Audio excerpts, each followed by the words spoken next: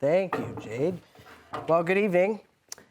So when I was asked to present my leadership story, it got me thinking about my leadership journey and how I've grown not only as a leader, but as a person.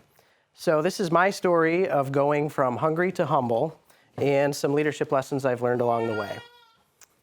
So it all started in high school, and I did fine with my classes, but was capable of so much more academically. I really enjoyed sports, musicals, making money, watching wrestling with friends, spending time with my future wife, Jessica. But as you can see here, I did a lot of monkeying around. But as I began my senior year, I realized I needed to get serious about college and the future. So I had an idea of what I wanted to pursue and knew that I wanted to stay local and be cost effective as I possibly could. So knowing that Jamestown Community College had the USA Scholarship, which offers free tuition if you're in the top 20% of your class, I visited our guidance counselor to see where I ranked. It turned out I was 1 or 2 slots below that level, and I knew I could buckle down and hopefully rise those few spots by the end of the year. So I really focused on my studies and took multiple courses offering JCC credit so I could get a head start, and in the end I pulled it off. And when I got to Jamestown Community College, I got hungry. Luckily, they serve great food at the Student Union. There's a picture from my time here. And when I began my college career here, I vowed that I would make the most of the experience and not settle for the totally false 13th grade joke that many local students used to make. I was focused on my classes, pursuing history education, and got really involved in student leadership opportunities on campus. I served on the Student Senate and was elected president of the Senate in my second year. I became a student representative on the FSA board, and as my involvement grew, I had the opportunity to be a student representative on multiple search committees for administrative positions within the college. My fantastic time at Jamestown Community College concluded with the opportunity to give the commencement address. So safe to say I took advantage by working hard to create and maximize the opportunities that were afforded by going to the smaller, cost-effective setting offered by Jamestown Community College. And when I transferred to Fredonia, I was still hungry, but I was hungry to practice my leadership skills and have fun in extracurricular activities. I jumped right into campus life by working as a rink guard in Steele Hall. Remember when Tebowing was a thing? And also joining the student government. Despite being a new transfer student, I got the bright idea to run for president of the Student Association. And Chris and I were ultimately unsuccessful, but we did come in second out of the 3 slates of candidates. And I would be humbled further, though.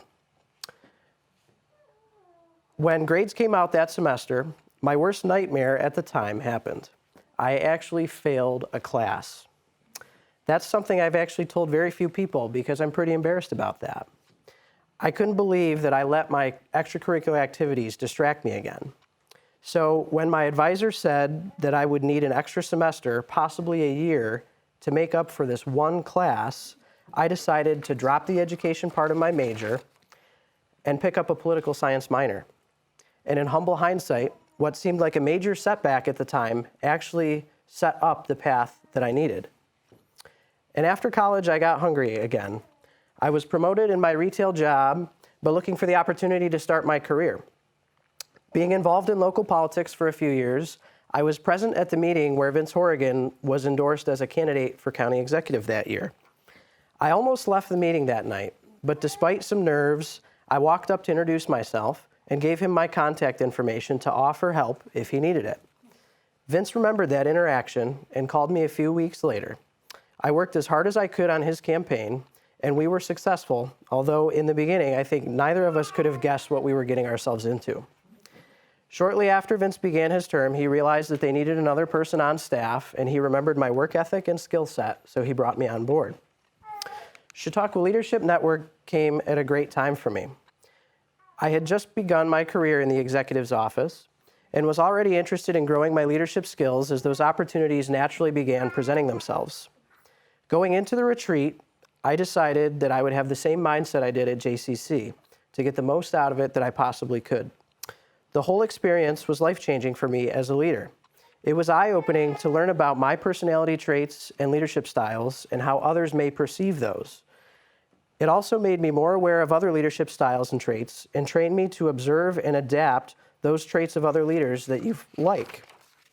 As a young leader, I've come to realize how lucky I've been to work with two very effective leaders with different styles in County Executives George Borello and Vince Horrigan.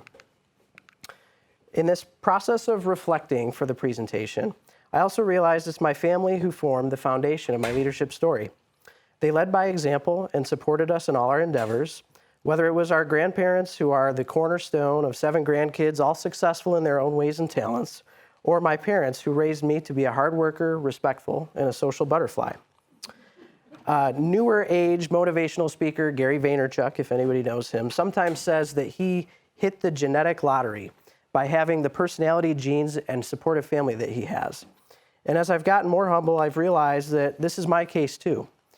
And I now have a wonderful wife who supports my many involvements, despite many late meetings and time away from home, and our daughter Olive, who I hope we can instill those same values with. And usually I have given a few speeches in the past and never told my family, so I invited them tonight, so thank you. And so this has been some of my leadership story. Anybody who knows me well knows that I'm a big Green Bay Packers fan. Here's a photo with Jess outside Lambeau Field on our honeymoon, okay? So I'm gonna close with the tired Lombardi quote that I always use, and that is, leaders are not born, they are made. And they are made by hard effort, which is the price we must all pay for success. I truly believe that this quote, in that we all have leadership traits and abilities in different ways. So be hungry to create opportunities for yourself and maximize your experiences. Being hungry gave me a great college experience and the courage to make the connection that led to a job that I love. Be a lifelong student and take the opportunity to learn from other leaders you find particularly effective or enjoyable to work with, but be humble enough to recognize and thank those that have helped you along the way. And realize that things happen for a reason, no matter how challenging they seem at the time. Thanks.